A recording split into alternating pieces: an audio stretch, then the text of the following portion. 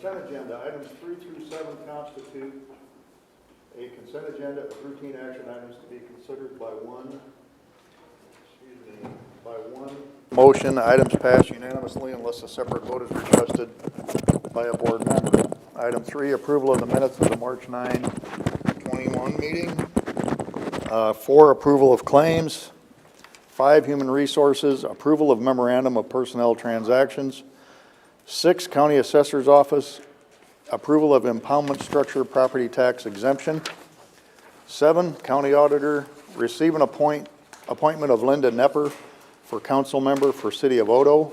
And B, approval of liquor license application for the Oscar Carl Vineyard of Sioux City. Any comments or retractions, changes on the consent agenda? I will move approval of the consent agenda. Second.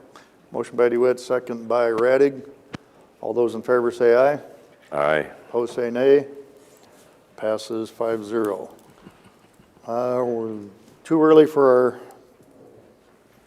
we're not 4:35 yet, Pat? Item 9, Board of Supervisors, approving granting the Mildred Anderson grant to the Siouxland Mental Health Services. This is mine. We discovered that Mildred Anderson gave the county $30,000 33 years ago, and it's never been spent. Why that is, we don't want to know, actually. But Mildred did request that these funds be used exclusively for furnishings, equipment of needs that will bring comfort and cheer to the patients of the old county home. I was on the board for Siouxland Residential about 2000 to 2004 when the folks were still at the county home, and Siouxland Residential managed that facility. The only folks left out there at that point were the mentally ill. The state had taken away all of the mental disabilities, and about 2002 or 3, they forced all facilities, group facilities, to close and put those folks in 5 to 8 housing units. So they're scattered all over. A lot of those folks are probably gone by now. 33 years ago is a long time. So that leaves the question of what do you do with now $36,000 plus? And full disclosure, I'm on the Siouxland Residential, the Siouxland Mental Health Board. But they do manage the mentally ill folks. They provide services, the Friendship House.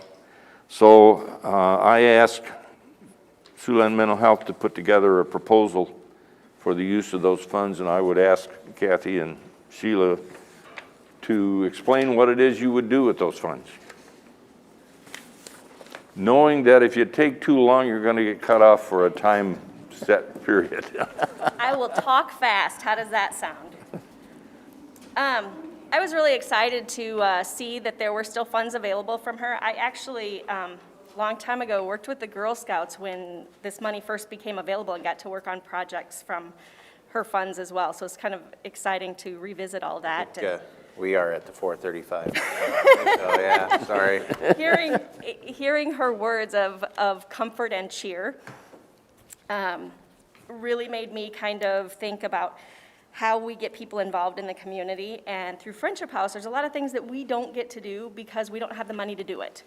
And whether that's different outings and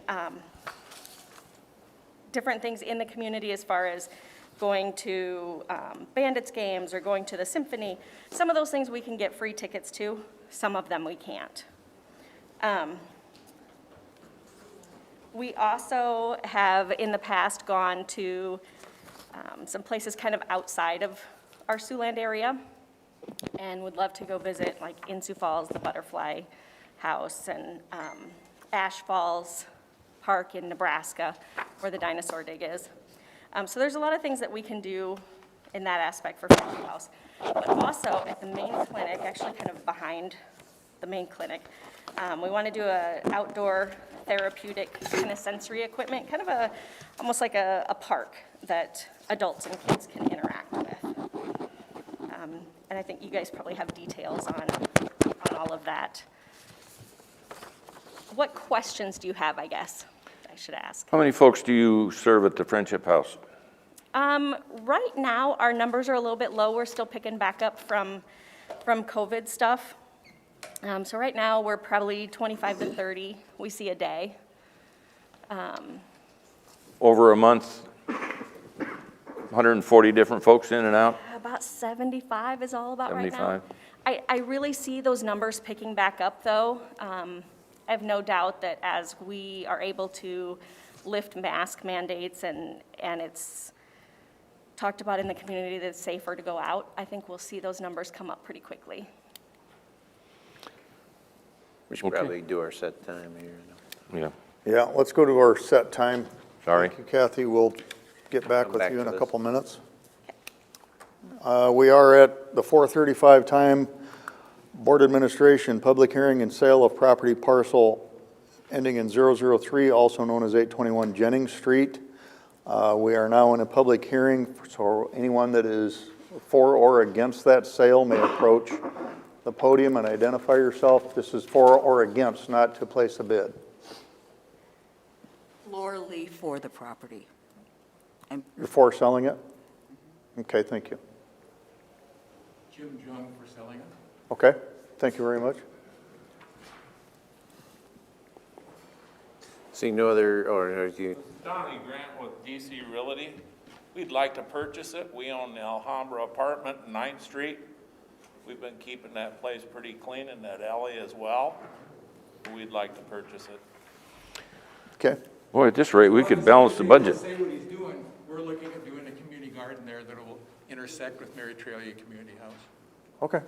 So we have everybody that's in favor of at least its sale. Anybody else for or against the sale? Hearing none, I will move that we close the public hearing. second? Motion by DeWitt, second by Radig. All those in favor say aye. Aye. Opposed, say nay. Passes 5-0. We are now open to bids for that piece of property. If you're interested in purchasing, please approach the podium and state your opening bid.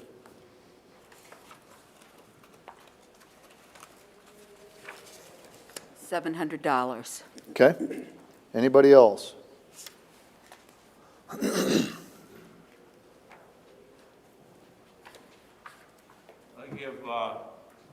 give, Can you state your name real quick? it's Donnie Grant with DC Realty. We'll give 5,000. I'll give 7,000. Is this as Jim Jung or as? Jung. Okay, or as Mary Tralia? I give 10,000.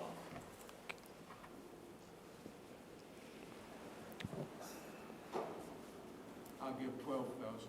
12? Remember, we're building a jail. I'll give 15,000. 15 from Mr. Grant.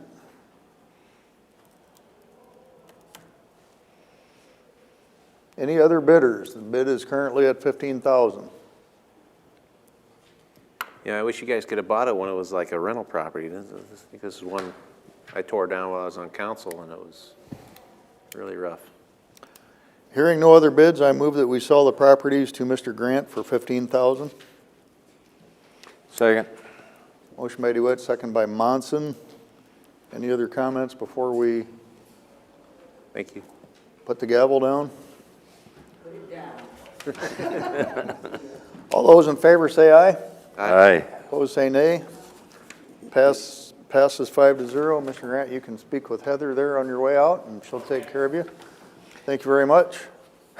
Thank you, all bidders. Back to Kathy Roberts now, please.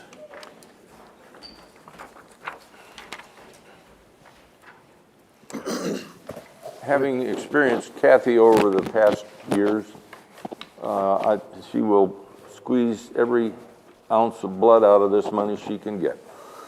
Absolutely. You know, I just look at what has been done over at the Friendship House in the last few years and just how nice it looks and how well ran it's been. I think this is a really good use of these funds, and I think you guys will stretch them and make them, you know, really good for the people that need those services. So I appreciate what you guys do, and it'll be great.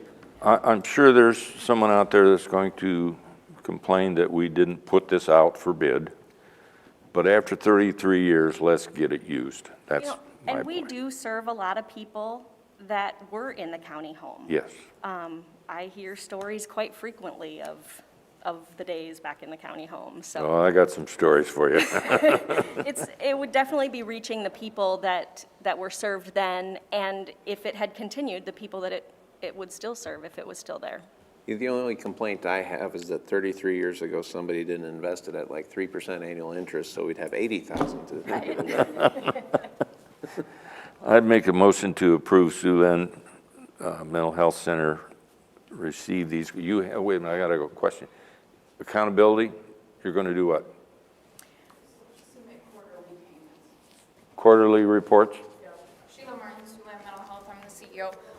We plan on submitting quarterly invoices to the county. We'll pay for everything up front and then submit to the county afterwards. Okay, And and- reconcile.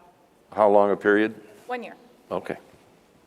That's our plan of action. So the other thing I just wanted to say about that outdoor therapeutic sensory equipment, you know, what a neat way. You know, this is something that we really want to do, but have never had the funds to do something like this. And what a safe thing to do, to be able to provide therapy outside for our kids and adults, especially in a world of a pandemic right now. So we are really looking forward to this and starting this project. And I do believe we will be the first in the state of Iowa to be able to do something like this. So, really excited. Any questions for me? Mr. Chair? Sure. I have a couple questions. One, does audio sensory equipment basically mean speakers, or is this something? We don't have, there will be no speakers because it will be in outdoor elements though, but we have different, like there's going to be drums. Okay. There's going to be a xylophone. There's going to be, we have art easels for art therapy. We run both art therapy for adults and children, so we'll have art easels outside too. Okay. Second question. Yes. Can we talk a little bit more about how did, if we don't know how this happened, at least, how did we discover this? How did, Mr. Munson, how did you discover this? Mr. Butler told me.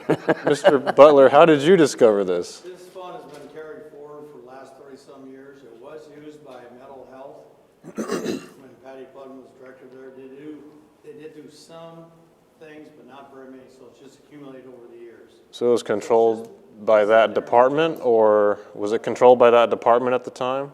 No, we watched it. We said something about 2 or 3 years ago, maybe longer than that, if we could get rid of it. And back then, I think it was John Rush was our legal counsel then. So that's been, what, clear back to 2003. We knew about it since then, but it's just been sitting there. We finally said, we contact Mark, maybe we ought to get rid of this. Give it to a cause that somebody do, because we don't have a county home. We haven't had that for years. And really now, with the region going into effect, we don't have our own local mental health like we used to in the old days. We have regions now. Instead of doing it for the region, keep the money local like she kind of requested to do. Right. I mean, you don't have to sell me on using it. It's obviously we need to do this. I'm just wondering, how in the world does this happen? Well, it was being used until the region went into effect, and it quit. There was no use for it anymore. And the region's what, been in 3 years now, 4 years almost. Okay. It's time we're trying to look at funds that we are outdated, that we should get rid of. You know, it's just like the loan fund. We got rid of the loan fund. We're gradually trimming our funds down. I would move that we award these funds to the Siouxland Mental Health Center using the proposal that was submitted as criteria for its use. Second. Motion by Monson, second by Ung. I saw the pictures after your remodel. That is, I need to get back up there and see that. It is. Doesn't it look great? It looks, I mean, Looks great. if I didn't already kind of have a memory of what the floor plan was, I wouldn't recognize one. I mean, it looks that much nicer, so. You need to come see all 3 buildings. The one on 205 Fifth Street, 625 Court in Cappy's building. I got this other job and I can't I get time. know. When you But I have, tell you, when you we've have these done tours, I so can't. many improvements here in the last couple of years that it's looking really nice. Yeah, that Friendship House looked so marvelous in the photos at the last region meeting, so good job. Thank you. Any other questions, comments, concerns? All those in favor say aye. Aye. Opposed say nay. Passes 5-0.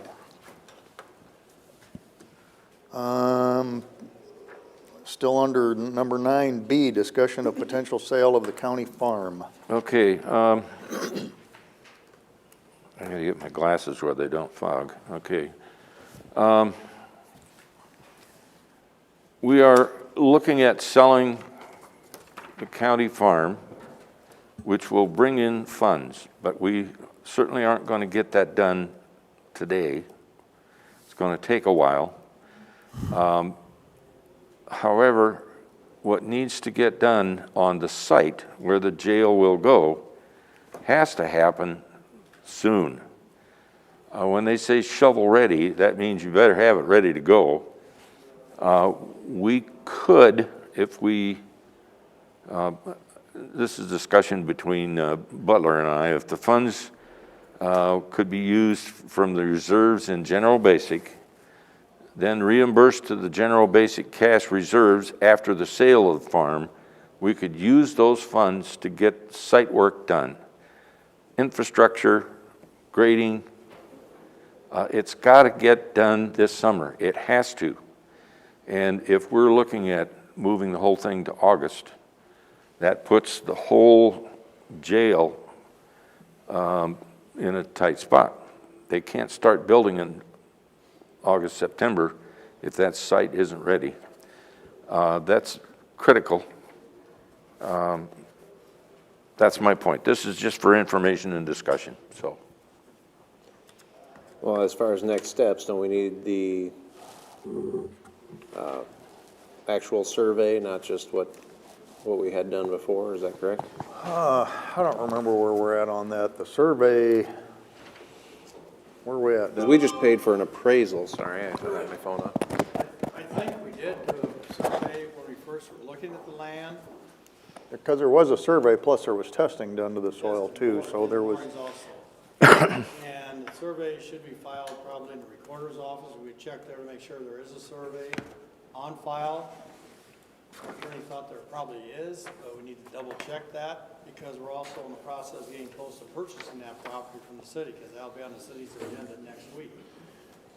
Do we need to make a motion for that, or is that something that we can? This is just information today. Okay. Yeah. But I think it's critical that we get things started out there as soon as we can. And if that's using general basic reserves with the intent of replenishing from the sale of the farm, that doesn't hurt our reserves. And it gets us moving today as opposed to down the road. Well, I One think, thing might happen is that say the grading, the site prep, or they want to get it where they have plates out there, they have it all packed down, they can watch how it shifts, if it goes up or down, sideways, whatever. So when the bond issue, or when the authority goes ahead and builds the jail, that site is ready to go, shovel ready, because that's very key. And another issue we can talk about here in a little bit is not related to the farm. But say the farm is sold for $2 million, or say $1.5 million, the cost is $2 million, then we're gonna have to eat $500,000 or get money back another way, which there's another way possible replenishing that fund. Because it's related to COVID, it's related to the site, and the costs have gone up dramatically because of COVID. And we have a safety valve coming up.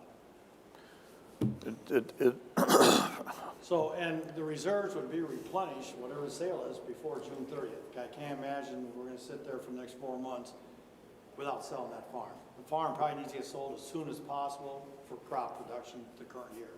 right, and the authority isn't, it just seems to be such a fluid situation that we're in right now between this topic, the topic that Dennis is gonna bring up here shortly. We just, like I said, it's if it isn't for moving goalposts, it's just a matter of things are so fluid and flux right now. It's just hard to, it's hard to pin Jello to the wall, but I think in the next couple of weeks, few weeks, we're gonna have some answers and we're gonna be moving forward, but for the moment, do we have any other discussion on item 9B? Yes. Mr. Young? I know we had to jump through some hoops earlier to use county funds to pay the authority, or I think pay some invoices to vendors. Correct. From the authority, so can we just do this? Has this been run by the county attorney? I was just gonna mention that the county attorney Joshua has looked at it, wants to look at it a little bit further.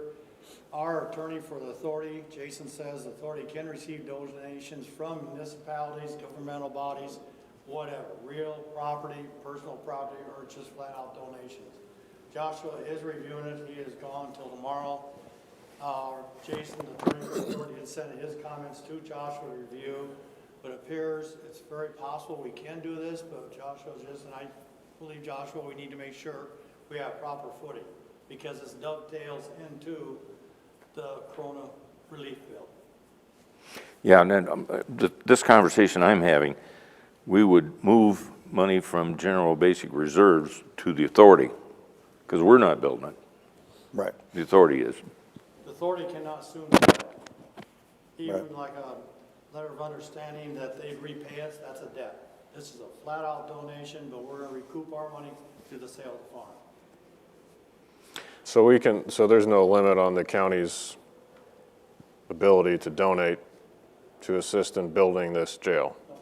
The only, and that's Joshua's checking that out, but I believe it's true, and I think our attorney with authority believes it's true, but because it's county money, Joshua has to look at it also. But the only thing would be cash on hand, or funds available to move over, that'd be our only limit. Okay. I have one more item for discussion only, and that is, it seems to me, having read the gentleman that sent us a note about how you sell a farm, Walters, seems to me the folks that did the appraisal know more about that ground than anybody else, and I think we can appoint them if we want to do that, as the people that would sell the ground. Just a thought. I would agree. And it's professional services, you don't have to bid it out. That's just like hiring an architect or an engineering firm, this is professional services. But the sooner the better, the better.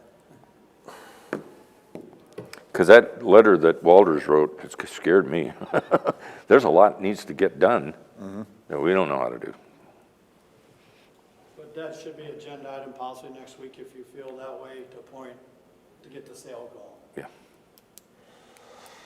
Yeah. Okay. Anybody else? Reports on committee meetings. I had two this morning. The Woodbury County Soil and Water Conservation District met by electronic.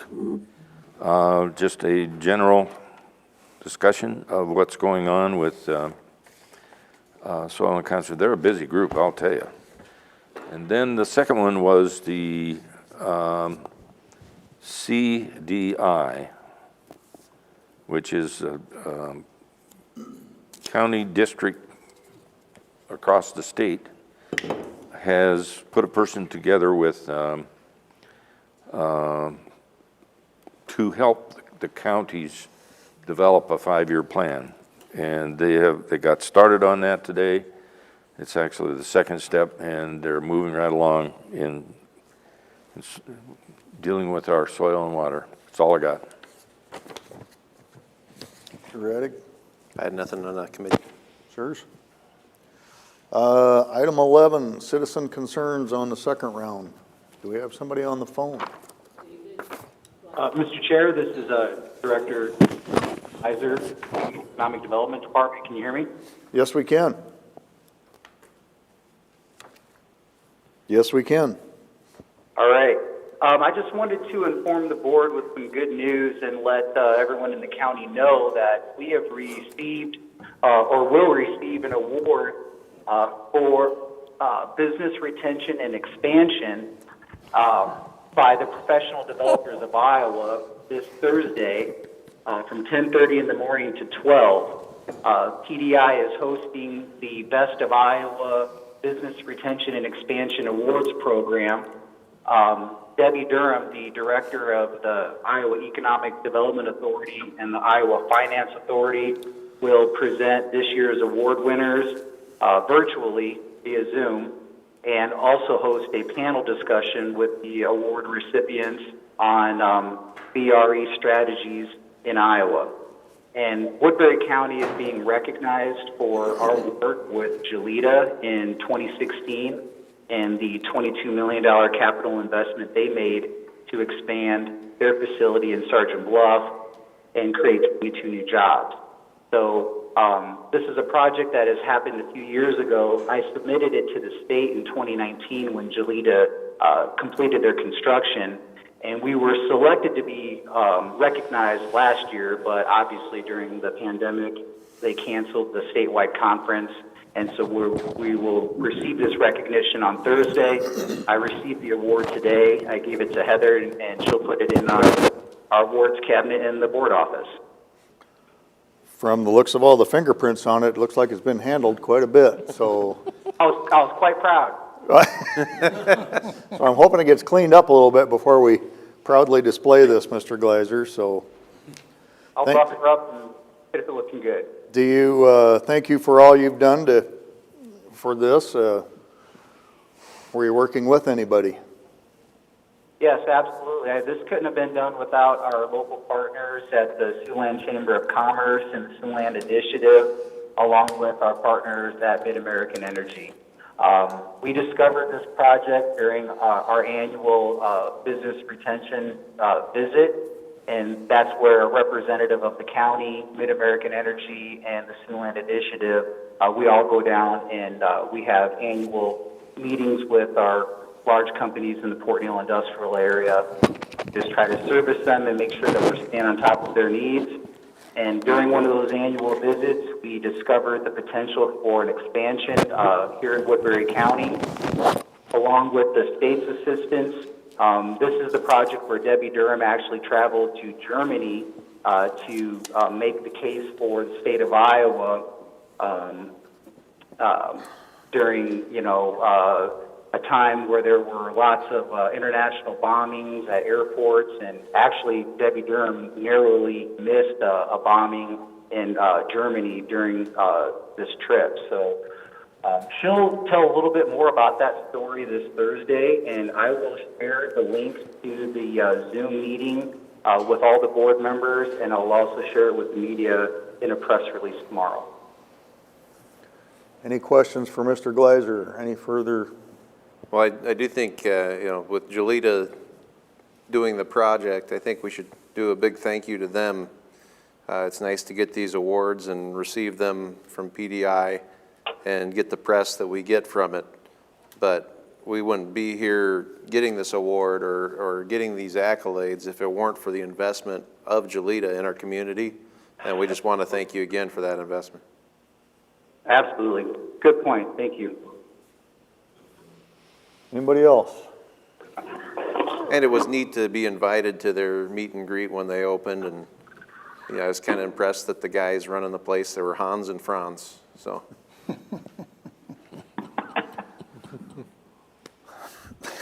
That was their names. I know, Keith. Okay. Thank you, Mr. Gleiser. Yes, thank you. Any other citizen concern? Sir. Yes. The sheriff called me and said that he's making some arrangements for the supervisors to get parking placards. And so we're supposed to submit a parking plan to you July 1st, and we haven't done that. And so I want to know if that's okay with you folks, what the sheriff has proposed. Yeah. As far as doing that. And so I'll put that on the agenda here soon.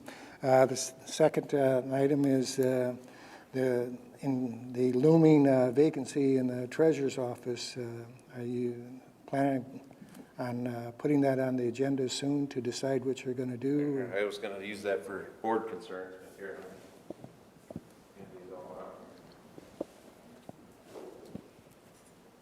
Well, Keith, can we just wait till you put it on the agenda? Yeah, I just was gonna. Wait, I have a concerned citizen that I would guess is watching. We'd probably help for some. The media here, so this is kind of the timeline for what to look at. And then I have copies of the application comment. So basically, timeline and process for treasurer appointment, you all have that timeline there, but 3/23, that's our next Tuesday meeting. I have an application essentially for people interested in interviewing to be appointed. So I want us as a board to approve that application next meeting. We'd have basically, what is that, 8 or 9 day window to get those applications in. So have by April 1st, the deadline to receive an application. Following Tuesday, 4/6/21, open session interviews. Basically, anybody that has filled one of these out will be invited to the Board of Supervisors meeting. We can ask any follow-up questions, get to meet whoever they are that are interested. And over the next 2 days, as a board, we can't really meet and discuss who we're going to appoint necessarily, but I think we could get a preference to our staff and have them tally whoever is the highest #1 vote getter of individual board members, and by the next meeting, we could have that appointment on April 13th and have that person sworn in after the meeting or during the meeting. That makes sense for everybody? Is this all? I'm just, the reason that I wanted you to hold off on this is because what you're assuming here is you've made your intention known to appoint without considering that you can call a special election. So that's why I was going to ask that put it on the agenda so that you go through what the timeline is and the process for making that. Well, the 3/23 would also be the intention to appoint. So it's got to, the appointment has to be at least 2 weeks after the intention to appoint, if I remember right. And you can double check me on anything. Like I say, I just read the code and. No, it has to be, well, that's why I was hoping we could. Well, anything you can tweak to the timeline and get Right. back to me too. Right. That's why I printed these out and brought them here today, so. I don't know that I've ever experienced a public interview. The city does it all the time for boards and commissions. Do they really?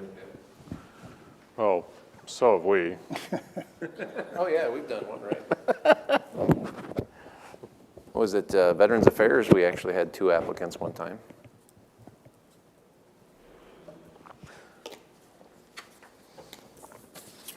I like it. As long as it's legal. Yep. Board concerns. I would just like to point out that Channel 4 is tastefully late.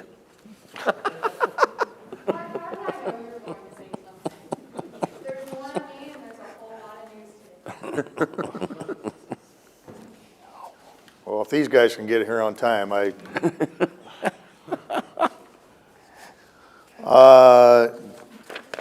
past Mr. Monson's board concern, is there any others? We are adjourned. Oh.